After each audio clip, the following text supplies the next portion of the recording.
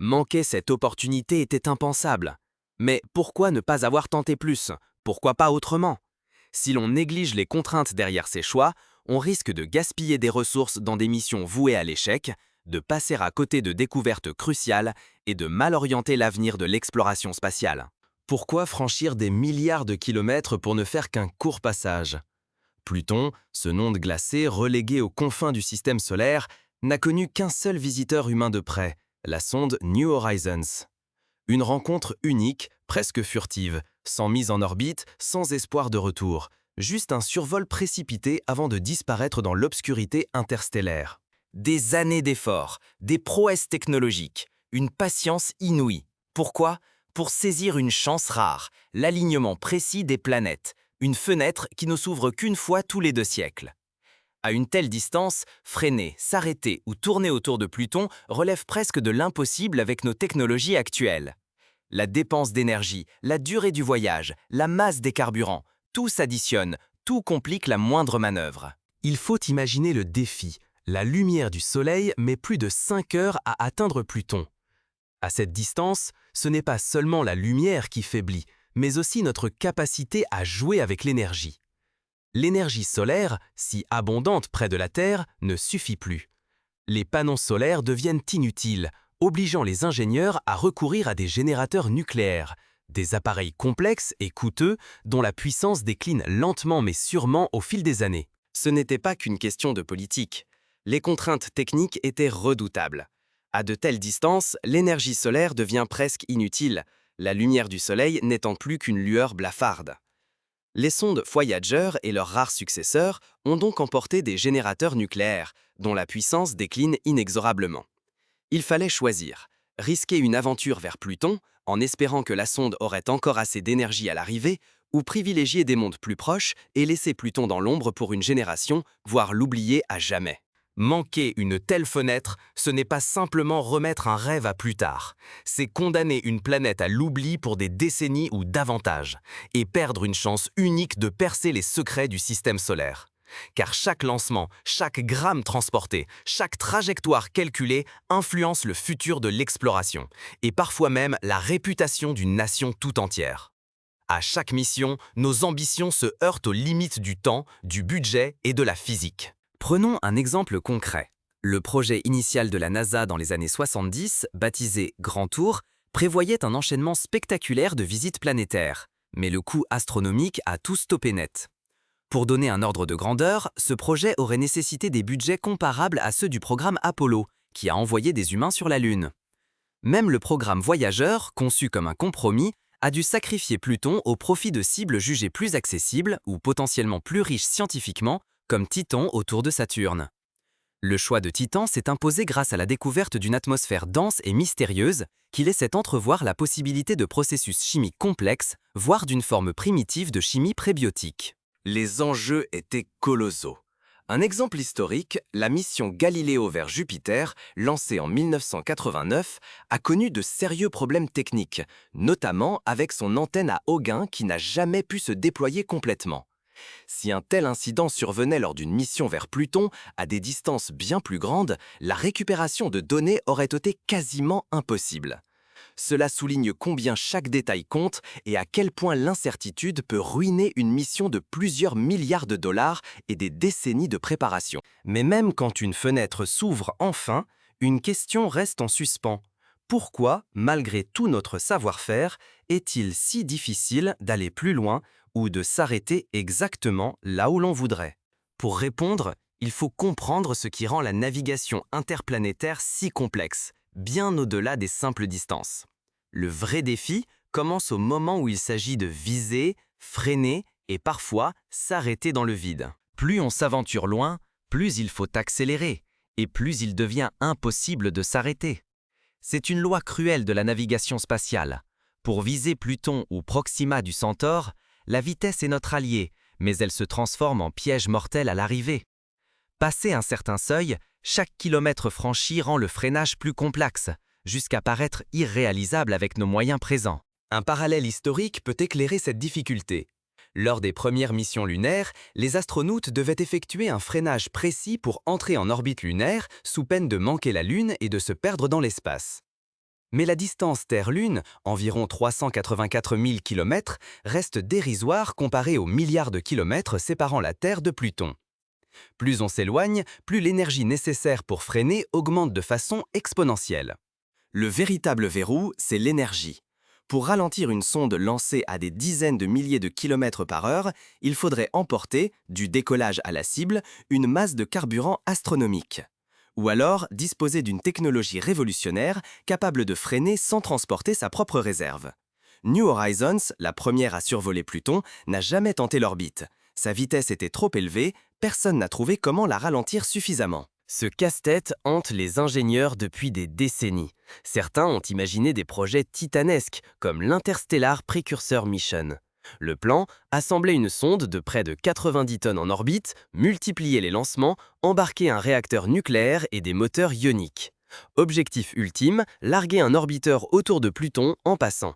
Mais les coûts ont explosé dès les premiers calculs. Des milliards engloutis dans une aventure trop complexe, restée à l'état de rêve. Ce projet rappelle l'époque du programme Apollo, où chaque mission mobilisait des milliers de personnes, des ressources industrielles colossales et des budgets nationaux équivalents à plusieurs points de PIB. Mais contrairement à la Lune, Pluton n'offre aucune possibilité de ravitaillement sur place, aucun espoir de récupérer l'engin ou les données en cas d'échec, ce qui rend chaque pari d'autant plus risqué. Face à ce mur technique et financier, d'autres ont proposé la voie du minimalisme. Exemple frappant, Pluto 350. Miser sur une sonde minuscule, à peine 350 kg, allégée au maximum. Moins d'instruments, moins de carburant, moins de garantie, mais des risques vertigineux. Un simple grain de poussière, une panne et tout s'effondre. L'éternel dilemme de l'exploration. La robustesse coûte cher, la simplicité peut tout faire capoter. Pour illustrer ce dilemme, pensons à la mission Philae, le petit atterrisseur de la mission Rosetta. Sa taille réduite lui a permis de voyager jusqu'à une comète distante. Mais un simple problème de harpon a suffi à bouleverser sa mission, le laissant rebondir et s'immobiliser dans une crevasse sombre. À l'échelle de Pluton ou au-delà, de tels incidents signifieraient la perte totale de l'investissement. Pourtant, malgré les échecs et les projets avortés, une autre philosophie de l'exploration émerge, plus radicale, plus patiente. Peut-être est celle qui finira par bouleverser les règles du jeu spatial. À chaque nouvelle idée, un piège inédit surgit. Plus le concept paraît audacieux ou économique, plus il menace la réussite scientifique, la réputation des agences et la confiance du public. Investir dans la mauvaise solution, c'est risquer bien plus que de l'argent. C'est parfois briser l'élan de l'audace et refroidir l'enthousiasme pour des décennies. Mais à quoi ressemble cette nouvelle approche? Et pourquoi pourrait-elle transformer notre rapport à l'exploration?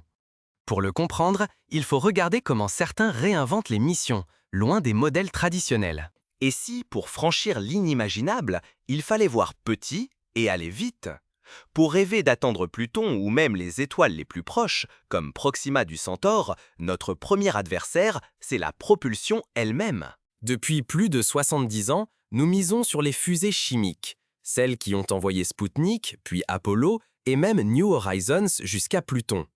Pourtant, ces moteurs butent désormais sur une limite. Ils engloutissent d'énormes quantités de carburant, pour des vitesses qui restent insignifiantes à l'échelle cosmique.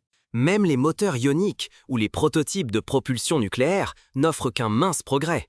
Traverser notre système solaire prend des années. Franchir l'espace interstellaire, c'est une toute autre ligue. Les anciennes recettes ne suffisent plus. Prenons l'exemple du voyage interplanétaire de Mars à Pluton. Pour une mission martienne, la fenêtre de lancement idéale se présente tous les 26 mois lorsque les deux planètes sont alignées. Pour Pluton, une telle fenêtre ne s'ouvre que tous les 2 siècles.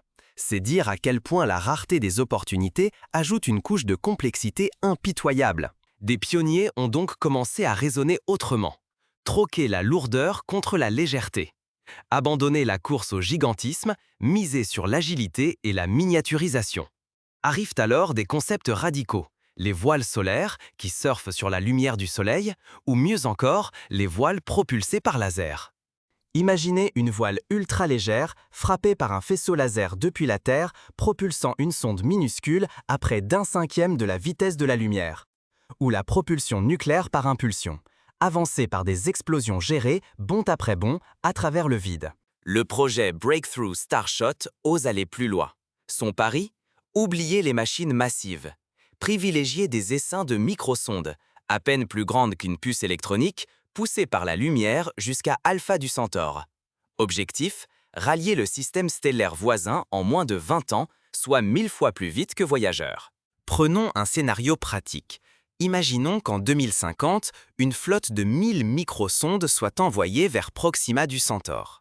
Chacune pèse moins d'1 gramme, mais embarque une caméra, des capteurs de poussière interstellaire et un système de communication laser miniature. Si seulement 1 sur 100 atteint sa cible et transmet des données, ce serait déjà une révolution scientifique, car on obtiendrait une moisson d'images et de mesures inédites sur un autre système stellaire. Mais même ces visions vertigineuses doivent affronter des obstacles redoutables. Comment garder le contact avec une sonde minuscule lancée à des dizaines de milliards de kilomètres? Les communications interstellaires restent un casse-tête. Les matériaux capables de résister à la poussière cosmique à des vitesses folles sont encore à inventer. Assurer la stabilité, l'autonomie, la fiabilité sur des décennies, le défi est total. Car toutes ces idées, même encore imparfaites, nous rappellent une chose essentielle. L'histoire nous apprend que la miniaturisation a souvent précédé des révolutions technologiques. Au début du XXe siècle, l'invention de la puce électronique a permis l'avènement des ordinateurs personnels, puis des smartphones. De la même manière, la miniaturisation spatiale pourrait ouvrir la voie à une exploration massive et distribuée du cosmos, multipliant les chances de succès tout en réduisant les risques et les coûts par mission. Le vrai danger, ce serait de manquer ce tournant. Si nous restons prisonniers des anciennes méthodes ou si nous ratons le pari de la miniaturisation et des photons, nous risquons de tourner indéfiniment autour de notre Soleil.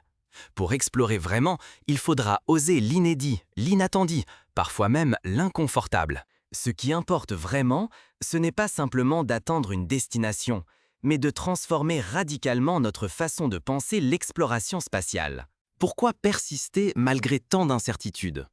Parce qu'à chaque nouvelle frontière franchie, c'est notre regard sur l'univers et sur nous-mêmes qui bascule. Chaque mission, qu'elle aboutisse à un triomphe ou à un revers cuisant, affine nos compétences et notre vision. C'est un enchaînement d'essais, d'erreurs et de patience obstinée qui forge chaque pas en avant. À chaque nouvelle étape, nous repoussons les limites de notre audace et aiguisons notre soif d'inconnu. Prenons la mission New Horizons. Cette sonde n'a eu qu'une unique chance de croiser Pluton, après presque une dizaine d'années de traversée dans le silence du vide. Pourtant, grâce à l'optimisation extrême de chaque gramme, chaque watt, chaque seconde, le pari a été tenu. Tout a été minutieusement orchestré. La trajectoire calculée au plus juste, les assistances gravitationnelles exploitées, la miniaturisation poussée des instruments. Chaque choix était une question de survie pour la mission.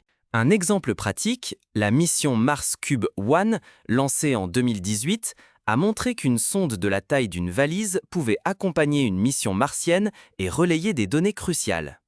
Cette réussite ouvre la voie à des missions de flotte, où plusieurs petits engins se complètent et se relaient pour maximiser la collecte scientifique tout en limitant les risques. Aujourd'hui, nous vivons un basculement fondamental.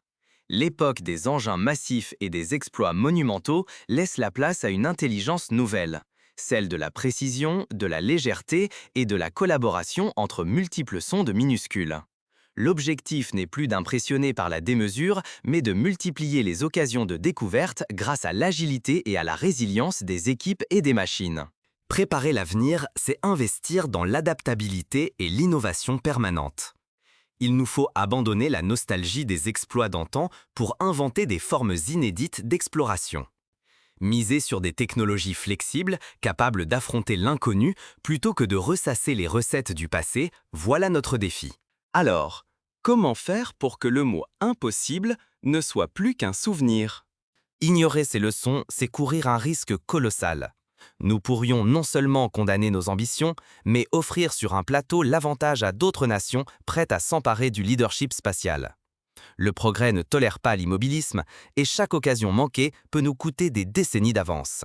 Un scénario d'avenir consisterait à envoyer, tous les 10 ans, un essaim de microsondes vers la ceinture de Kuiper.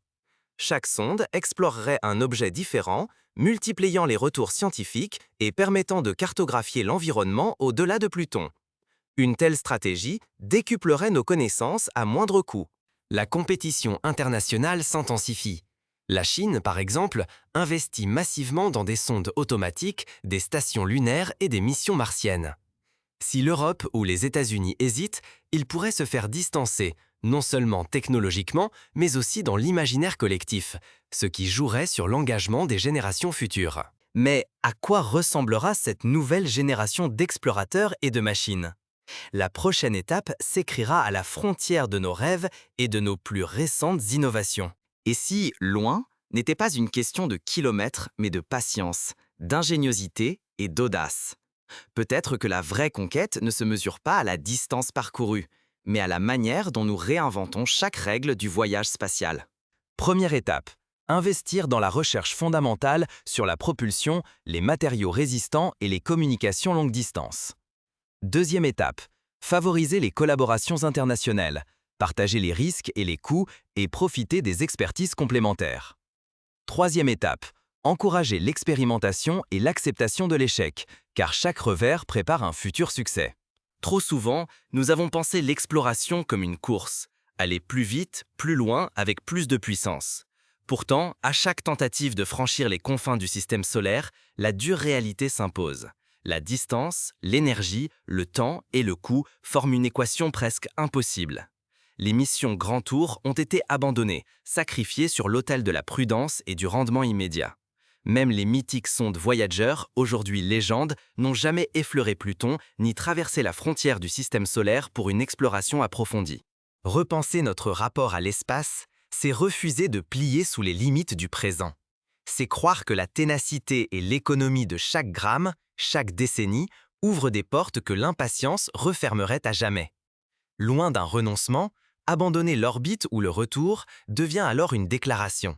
L'exploration sera humble, mais persévérante, capable d'étonner l'univers lui-même. Mais attention, cette révolution n'ira pas de soi.